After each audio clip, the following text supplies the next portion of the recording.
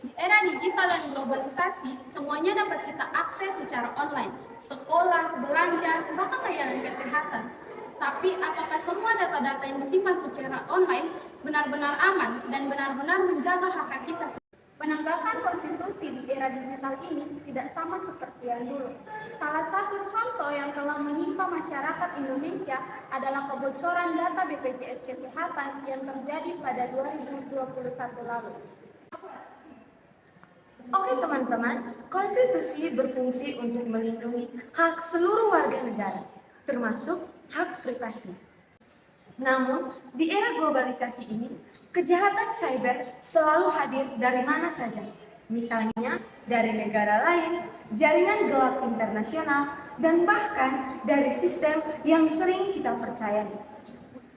Nah, teman-teman, seperti yang kita ketahui bersama, teknologi pada zaman ini berkembang dengan begitu cepat.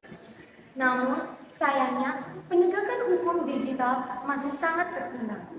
Maka dari itu, hal ini menjadi tantangan terbesar bagi negara kita untuk menegakkan hukum nasional dan memberikan perlindungan kepada rakyat.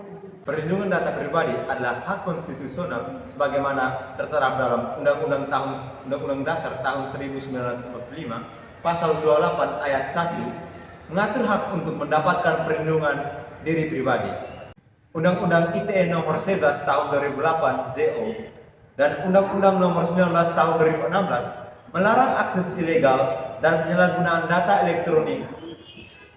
Dan juga Undang-Undang PDP mengatur tata cara proses data pribadi secara adil, bertanggung jawab, transparan, termasuk membatasi penyalahgunaan dan akses tanpa izin terhadap data pribadi itu. Setiap orang dengan sengaja dan tanpa hak atau melawan hukum mengakses komputer dan sistem elektronik dengan secara apapun dengan melanggar, menerobos, melampaui atau menjebloskan sistem pengamanan data pribadi orang lain. UU PDP nomor 27 tahun 2022 menjadi payung hukum terkait perlindungan data pribadi. Aturan ini hadir untuk memastikan keamanan data rakyat tetap terjaga dan terjamin keamanannya.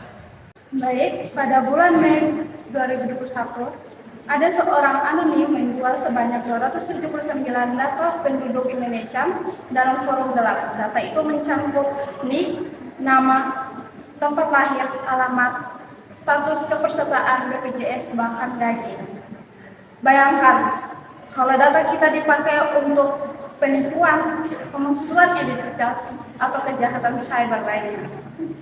Tentang hukum cyber itu sangat rumit, pelakunya bisa berada di negara lain, sehingga proses hukum harus bekerja sama internasional. Di sisi lain, lembaga negara harus memperkuat sistem keamanan, di mana mempercepat respon terhadap ancaman digital. Yang berikutnya, perlindungan konstitusi di dunia digital harus diwujudkan melalui yang pertama, penguatan keamanan sistem data nasional, yang kedua, penegakan hukum yang lebih cepat dan modern, yang ketiga, masyarakat yang cerdas akan menjaga data pribadinya, karena keamanan data adalah bagian dari hak kita sebagai warga negara.